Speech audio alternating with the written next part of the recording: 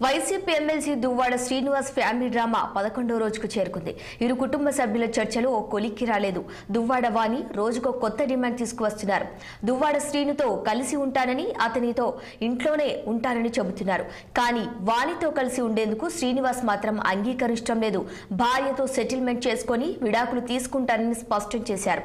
దాంతో family drama 11వ రోజుకు చేరింది. ఇక దువ్వాడ శ్రీనివాస్ వాణి దంపతుల గొడవ ఏమాత్రం సద్దు మరగటం లేదు. ఏదో ఒక అంశంపై గొడవ జరుగుతూనే ఉంది.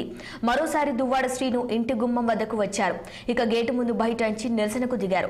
తనకు ఆస్తి అవసరం లేదని మరో ట్విస్ట్ కు తెరతీశారు. దువ్వాడ శ్రీనుతో కలిసి ఉంటారని చెబుతున్నారు. శ్రీను కొత్తగా నిర్మించిన ఇంట్లోనే ఉంటారని తెగేసి చెప్పారు. తనకు ఏ ఆస్తి వద్దు, కూతుళ్ల భవిష్యత్తును శ్రీను చూసుకుంటే చాలని అంటున్నప్పటికీ వారితో మాత్రం కలిసి ఉండేందుకు దువ్వాడ శ్రీనివాస్ ఇష్టపడటం లేదు. ఇక ఇదే అంశంపై శ్రీకాకుళం జిల్లా టెక్కలి దువ్వాడ శ్రీనివాస్ ఇంటి వద్ద నుంచి దువ్వాడ వాణితో మా ప్రతినిధి కన్నబాబు ఫేస్ టు ఫేస్. వ్యాప్తంగా చర్చనీయాంశంగా మారినటువంటి దువ్వాడ శ్రీను ఎపిసోడ్ ఈ రోజు 11వ రోజు చేరినటువంటి పరిస్థితి చూస్తున్నాం.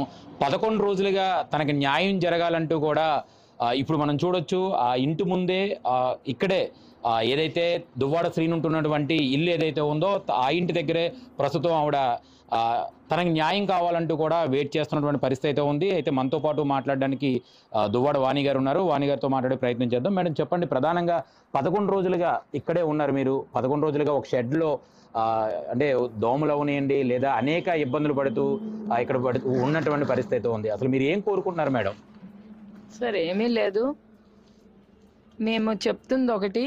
శ్రీను గారు పబ్లిక్లో ఇచ్చే మెసేజ్ వేరేగా ఉందండి.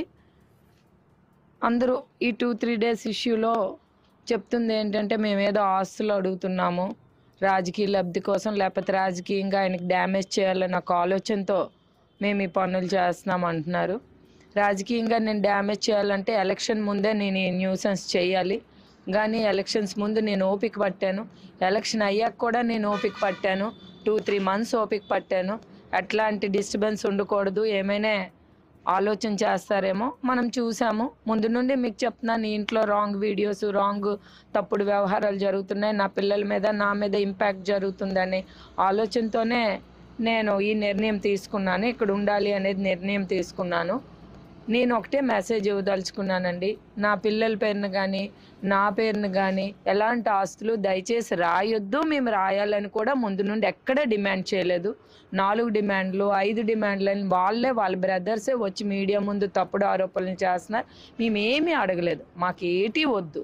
ఎలా అంటే పిల్లలు 2 ఆడపిల్లలు కాబట్టి పెద్దవాళ్ళు అయిపోయారు కాబట్టి, ఇంకొక పాప మ్యారేజ్కి ఉంది, ఒక అమ్మాయి ఇంక మ్యారేజ్ అయిపోయింది కాబట్టి వాళ్ళ లైఫ్స్ మీద ఎట్లాంటి ఇంపాక్ట్ ఉండకూడదు కాబట్టి 4 గోడల మధ్య కలిసి ఉందాం, ఒక రిటర్న్ డాక్యుమెంట్ రాసుకుందాం.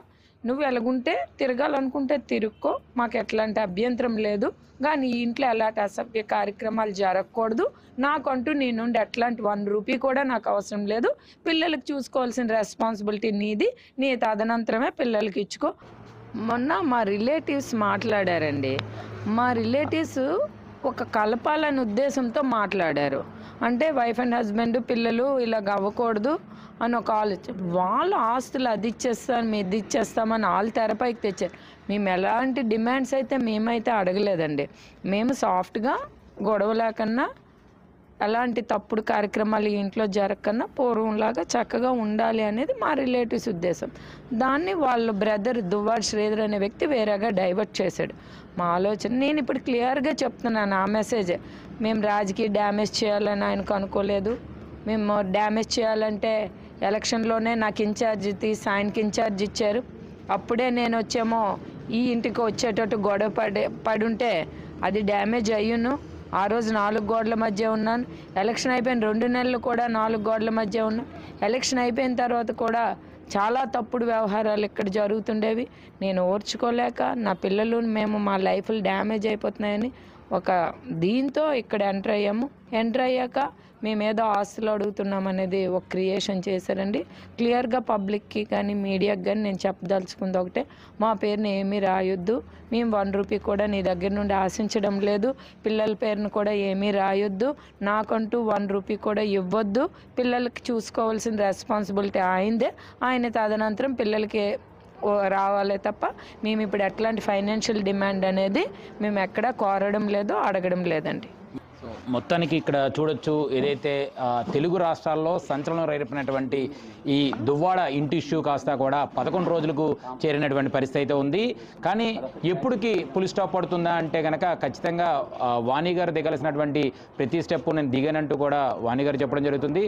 అలాగే అటు నుంచి కూడా కొద్ది సానుకూలంగా మేము అందరూ కలిసి ఉండాలి, అందరూ కలిసి ఉందాం, అలా కలిసి ఉంటే నేను మీ కండిషన్ ప్రకారంగా కూడా రాసి మన్నా ఇస్తానంటూ కూడా ఆవిడ ఓపెన్గా చెప్పడం జరుగుతుంది.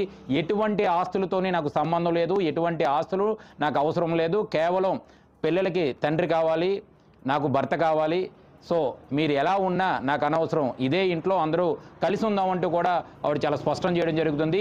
సోషల్ మీడియాలో అనేక కథనాలు రావడం జరుగుతుంది. అనేక కథనాలు వెనక అనేక దాగుడు మూతలు ఉన్నాయంటున్నటువంటి నేపథ్యం ఏదైతే ఉందో ఈరోజు ఆవిడ చాలా స్పష్టంగా ఈ విషయాన్ని పులి స్టాప్ పెట్టడం జరిగింది. కెమెరామ్యాన్ జగదీష్తో కన్నబాబు, శ్రీకాకుళం టెక్కల్ నుంచి.